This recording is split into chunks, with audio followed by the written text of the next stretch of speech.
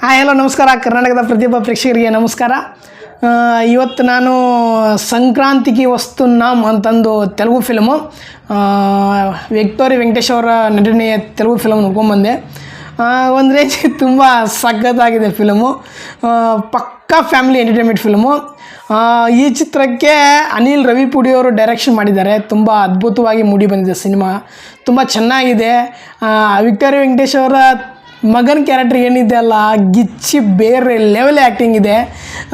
Cinema ತುಂಬ ಒಂದು ರೇಂಜಿಗೆ ಅದ್ಭುತವಾಗಿ ಮೂಡಿ ಬಂದಿದೆ. ಪಕ್ಕಾ ಫ್ಯಾಮಿಲಿ ಎಂಟರ್ಟೈನ್ಮೆಂಟು, ಏನೇನು ಬೋರಿಂಗೇ ಆಗಲ್ಲ ಫಿಲಮು. CM ಕ್ಯಾರೆಕ್ಟರ್ ಇಲ್ಲಿ ಸಾಕತ್ತಾಗಿದೆ. ಸಂಕ್ರಾಂತಿಗೆ ವಸ್ತು ನಮ್ಮ ಚಿತ್ರದ ಹೀರೋ ಆಗಿ ಮಾಡ್ತಿರೋದು ವಿಕ್ಟೋರಿ ವೆಂಕಟೇಶ್ ಅವರು. ಹೀರೋಣಿಯಾಗಿ ಇಬ್ಬರಿದ್ದಾರೆ, ಪುರಾಣಿ ಮಕ್ಕಳು ಇದ್ದಾರೆ, 4 ಜನ ಮಕ್ಕಳು. ತುಂಬ ಸಖತ್ತಾಗಿದೆ ವಿಕ್ಟೋರಿ ವೆಂಕಟೇಶ್ ಅವರ ಆ್ಯಕ್ಟಿಂಗ್ ಮಾತ್ರ ತುಂಬ ಅದ್ಭುತವಾಗಿ ಮೂಡಿ ಬಂದಿದೆ. ಚಿತ್ರದ ಒಂದನೇ ಸ್ಟೋರಿ ಬಂದುಬಿಟ್ಟು, ಹೊರದೇಶದಿಂದ ಬಂದಂಥ ಒಬ್ಬ VIP ಪರ್ಸನ್ ಕಿಡ್ನ್ಯಾಪ್ ಆಗ್ತಾನೆ. ಆ ಕಿಡ್ನ್ಯಾಪನ್ನು ಹೀರೋ ವಿಕ್ಟೋರಿ ವೆಂಕಟೇಶ್ ಕರ್ಕೊಂಬರೋದೇ ಒಂದು ಚಿತ್ರದ ಒಂದು ಮೇನ್ ಸ್ಟೋರಿ. ಇಂಟರ್ವಲ್ ಸೀನಲ್ಲಿ ತುಂಬ ಟ್ವಿಸ್ಟ್ ಇದೆ. ಕ್ಲೈಮ್ಯಾಕ್ಸ್ದು ಸಿಕ್ಕಾಪಡೆ ನಕ್ ಸಾಕಾಗತ್ತೆ. ಯಾಕಪ್ಪ ಅಂದರೆ, ಮದುವೆ ಆದಂತಹ ಹೆಂಡತಿಗೆ ತನ್ನ ಎಕ್ಸ್ ಗರ್ಲ್ ಫ್ರೆಂಡ್ ಬಗ್ಗೆ ಹೇಳಬಾರ್ದು ಅನ್ನೋದು ಒಂದು ಚಿತ್ರದ ಒಂದು ಮೆಸೇಜು ತುಂಬ ಚೆನ್ನಾಗಿದೆ.